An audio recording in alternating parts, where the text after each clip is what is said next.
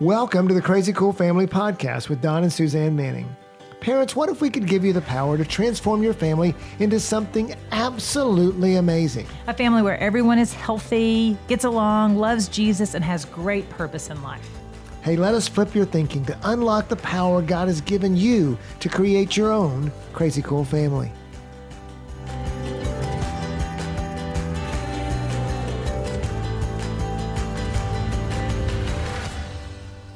Hey, all you crazy cool parents out there. I have McKenzie with me today, and we are going to talk about a hot topic, which is home educating.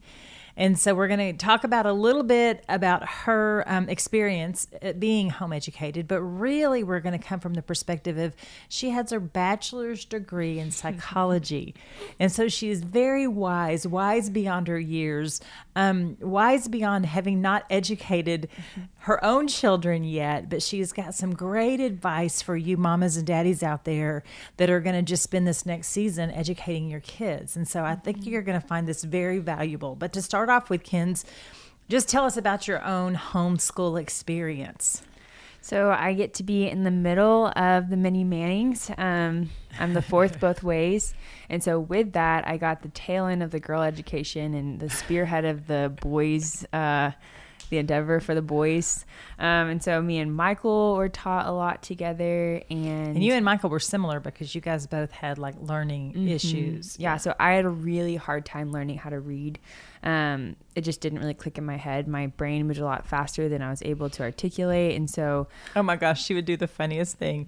She would read a sentence and she would say things that were not in the sentence at all. Do you remember? Like, what's an example? I would say like the dog went to the house, and I'd be like, the puppy went to the home. And I'm like, I got the idea, but I don't know how I got it, because my brain would understand it and then like re-articulate it.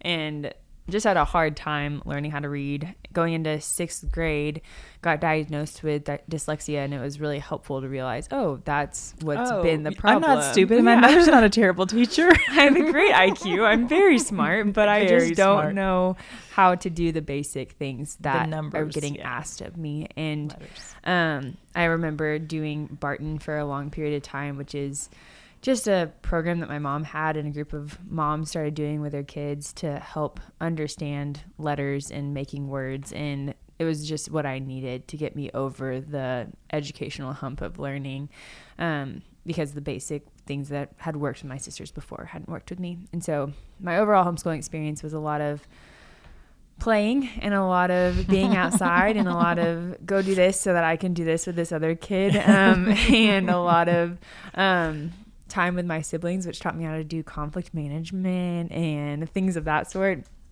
I remember probably the most memorable season of being homeschooled was my 5th and 6th grade year, with me and Michael alone with mom for certain days, while everyone else is at school. And we put the babies and Mother's Day out, so it was a win-win. And if I didn't hijack them and take them to the grocery store, then we would actually get a lot done. We read through the whole Adventure Bible, and y'all learned how to cook, because while I was teaching one kid, the other kid would go cook us lunch. Yes. Yeah. Nachos, super simple. It wasn't anything. Yeah.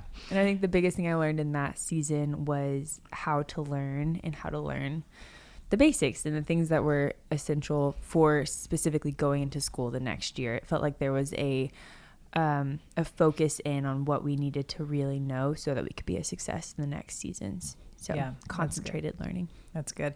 And so I would definitely say that I am not that mom that was all about the facts and all about the worksheets and all about getting the knowledge in. I was way more that mom of, what are you passionate about? What do you want to learn? Let's learn that. And let's in the basics for sure. Let's learn the basics. Let's get solid in the basics so that you can be a success. Because I didn't want to burn them out. I wanted them to be eager, desiring, learning more so than I wanted them to know a bunch of stuff. Yeah, and I remember, and I say this often, a specific moment in 6th or 7th grade, sitting with two of my friends who had been in school, this incredible school their whole lives, and them looking at me and being like, I want to go home, I'm so sick of school, and me being like, what? I just got here. Like, what do you mean you want to go home? I'm like, we what? Like, there's multiple people teaching us multiple topics that they care about. Like, there's school supplies and a locker and friends. So many friends. I'm like, what do you mean you want to go home? Yes, Kenzie, bless her heart, is an extrovert, and she has a mother and a brother who were introverts, and so she just desperately needed to get out into the world for sure. Okay, so that's good, Ken. So anything that you would say to our parents about homeschooling, just to encourage them before you give them all these pieces of nuggets? Yeah, I think the first thing is, whether you're homeschooling or not, education is in the parents' hands. And so if you do have your kids in school, this does not mean, okay, now turn off the podcast and go home. But it's like, no, parenting and education are in the same boat. They're doing the same thing. And so whether you're personally educating your children, or if a teacher is educating your children, you're personally parenting your kids, or your teacher's personally parenting your kids. And so you have to be aware of what's getting put into your kids. And so having conversations about education is not just stuck in the classroom, but it extends to home too. And then another thing that I would probably say is that you can do it. That it's the education process is not crippling, but it's inviting. And when I just think about the character of Jesus and the way that he was a teacher and he taught, and that's one of the biggest pieces of his character, is desiring for his children to learn how to learn and to do it with intentionality and excitement. And so, yeah, that's what I would say. That's so good. That's so good. And I know that, like, I love your education's in the parents' hands. We talk about that all the time. You can send your kids to school all day, but when they come home, you're going to have to wash off the world. Mm-hmm. And you're going to have to undo some of the things that they have been taught because you don't agree with it. Mm-hmm. But the government or the textbook or whatever it is that the teacher's teaching says that they have to teach that. And so, but if you have your kids at home, then you're going to have the opportunity to teach them what you want them to learn. And we did go through the whole Bible. I don't know that we made it through the whole math book, but we made it through the whole Bible. And so you are in charge of their education, whether they go to school or whether they don't. They're always going to be learning, and you're always going to be teaching them with whatever it is that you say or do to them. Love that. Also love that Jesus taught. He sat down in circles and he taught by example, and he taught by parables, and he taught by stories. Yeah. He taught by facts. He taught by all of it. Yes, he taught by all of it. And so it's no small thing that we get to do that with our children as well, whether it's 9 to 5, 9 to 3 or 8 to 3, whatever time schools. We never did school for that long for sure. It was more like till noon, right? Okay, so now moving on. So I want you to tell us what your education taught you, that fancy, degree that you got from Texas A&M in psychology, about what it is that kids need from their education. So just kind of empower and equip our parents. I think we've got, 6 or 7 little points here that I want you to share with them. Yeah, I think also know that there's a lot of education that has come outside of Texas A&M too, and my classes, and so there's just like a lot of different. Yes, because McKenzie loves to learn. I do. She loves to learn, and she listens to podcasts. She was texting me just the other day, "Mom, you've got to watch this homeschool podcast." I'm like, "Babe, I'm not homeschooling anymore." "Mom, this is amazing." Like, me neither, obviously. Why are you listening to that? But yes. She's listening to him for you guys, though, so that she can put it on our website and show you that, pay attention, this is amazing. Yes, and I just believe that there's value in anything. And so that's another, not even in this part, but there's value in learning from anywhere. And so it's like, okay, I would want to learn from homeschooling parents because I'm in the process of educating myself. And so I want to know how to educate myself so I can educate others. But the first thing is to appreciate your kid. And whenever I think about this, I think about the funny joke of why would you teach a monkey to swim or a fish to climb a tree? And realizing that that's the kind of test that your kids are walking through in the education system and just in our culture is, okay, your kid is a fish, but they're saying, okay, now go climb this tree. And you're like, no, like this, sit still, do this worksheet, think like this, write like this, do this, when they might be totally kinesthetic, where they need to touch it and they need to feel it and they need to manipulate it. Oh yeah. And there's even been like studies and things that have showed that kids moving around while you're reading to them is actually showing that they're engaging. And which is so contradictory to what everything about like paying attention is looking at me and hearing me. But no, maybe them jumping up and down and being on their head is actually the best thing for them because it's they're a monkey. Their brain. Yeah. And they need to move. They can't just swim. So that's like the first thing. And I think that in my education process, it was helpful to know, okay, my brain works slowly, and my learning process, I have to hear it and see it, and I have to go the most roundabout way to get information in my brain, but it's stuck. And I now can learn really hard concepts and really big things because I've learned that I'm a fish and I'm not a monkey. And so I'm going to swim and I'm going to go in a roundabout way, and I will accomplish the task that's been asked of me, but it will be different than the way that the most people do it. And I think that was the hardest thing for me, is watching some of my friends just learn how to read so quickly and being so discouraged and frustrated and beat down on myself, but saying, oh no, I am beautifully and wonderfully made. I can do great things. My brain is beautiful. I have a great IQ, like focusing on the things that I have. So then in the places where I'm weak, the Lord can come in and be like, okay, now we're going to learn how to read in this way. And now we're going to learn, here are the tools, not the crutches, that I'm going to give you to where then you can actually continue and strengthen these gifts that I've given you. And so one of the things that was crazy about McKenzie on how she did that and how we, really appreciated her is that she visually had a hard time reading, but auditorily she was just brilliant. And so she would have the book in front of her, and then we would have her an audio book that was reading it to her. So she was getting it both ways, touching the book and highlighting it. So she was getting it, kinesthetically as well. But she would 2 or 3 or 4 times the audio. And so the people were talking so fast you couldn't even understand what they were saying. And I was like, McKenzie, oh my gosh, because her brain, the problem was that her brain would move so fast that her eyes couldn't catch up. Yeah. And so she trained her eyes to read super fast to go along, because she was really more doing the auditory than anything. Yeah. It was fascinating. I mean, absolutely fascinating. And I still do that. Like I listen often, all the time. I listen to everything on double speed, or on Hoopla there's even triple speed, because I'm just trying to get the story. I'm just trying to get the concept. Like I'm not trying to remember every single detail. I'm getting the information that you need. Yeah, and my brain works that quickly to where I can actually comprehend it And so that's a crazy thing, because society would say, maybe even the education system would say, that she was actually slow or she was dumb or something like that. And reality is that's not it at all. She was actually brilliant. It was actually, the system was slow. The system was dumb. Oh, so good. Okay, so the next thing that you talk about, which I love, is strengthening the basics. What do you mean by it? What is that concept? So the other day I was watching some kids, and we were working on some worksheets, and he was drawing C's and could not do it. How old was he? Like 3 or 4. Okay. So not super, pretty young. Yeah. And so with that, he was getting so frustrated because he couldn't do it. And I just had this realization of, oh, you don't have the basics down of how to write. And so now you're associating writing with frustration, and you're associating getting a little mind block. Wow. And so you're seeing that as, I don't like drawing, I don't like school, because you don't know how to use a pencil. And so instead of going, and I learned this in my art classes too, of you have to know the basics in order to do the hard things.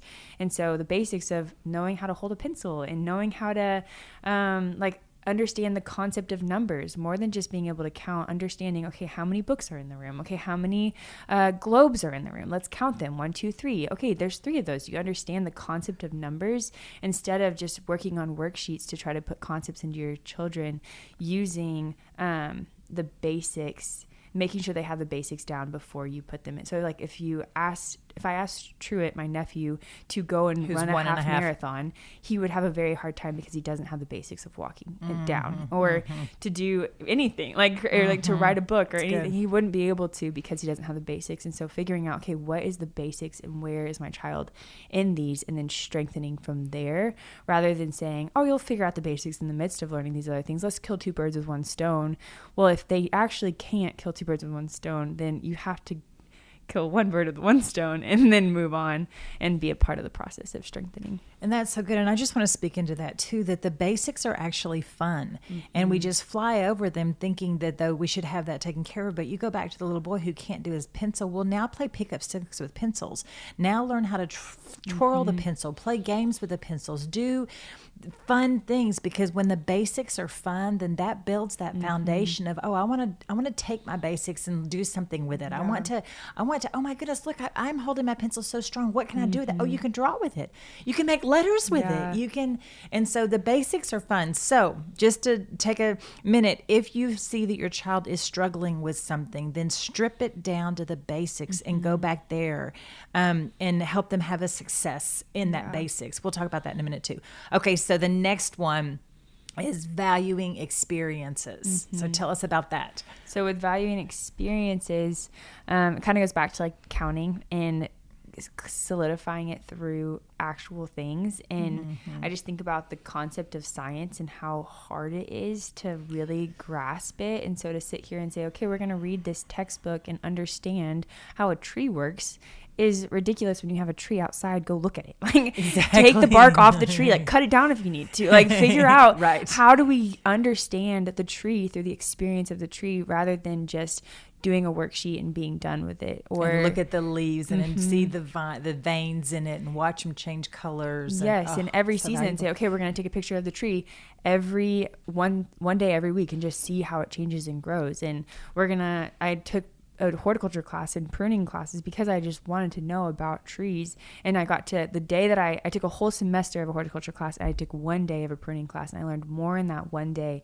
than the whole semester because I experienced and I actually cut the trees and actually saw them. And so get them in as many experiences like that where, okay, we're going to learn about the solar system. So we're going to go out to space. Yes, it's so beautiful. We're going to go to the museum and we're going to sit in the place that has all of the different stars and then we're going to sit outside and we're going to learn and we're going to go to a telescope and we're going to see it, because that's way more valuable than us just sitting in the room and trying to fake make it. And there's so many places on our screens and things that are fake making things, and we want the real thing. We want to experience the real thing. And so, with history, go places, like go to Boston, go to Massachusetts, go overseas and see places and say, yeah, this is what happened here. And even learning about whenever you and Dad went to Jerusalem and you got so much experience, the Bible came to life. It's like, okay, that is valuable to create experiences for your children in every subject, in every aspect of education. So good. It brings it to life. They get to experience it themselves, and when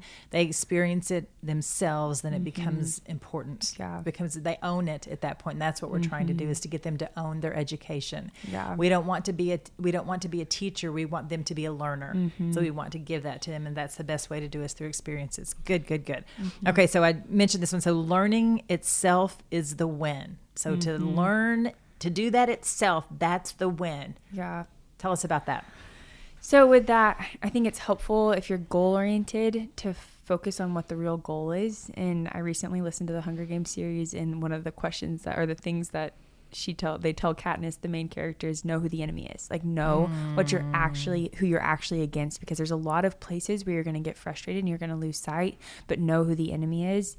And so with this, parents, know what the win is. Like, is the win for your kid to get frustrated or accomplish a whole book of worksheets but get nothing out of it? That's good. No, the goal is for your child to learn and love to learn and desire, and to see their passions get invigorated, and to just get to understand different pieces of this world, because every time they understand a piece of this world, they'll understand a part of who God's character is, because he's the creator of all of it. And so that's the bigger win. And so if you're feeling so small-minded and tunnel visioned in on worksheets and we've got to get it done, and we've got to finish the workbook, and it's better for them to draw one beautiful C than to draw 50 average C's. Like, it's better for them to have an understanding of photosynthesis to where they can say it in 50 years from now than for them to finish an entire textbook and not understand any of it. And one thing my friend told me the other day is, she was like, education is the only place that we pay for something and don't try to get the most out of it.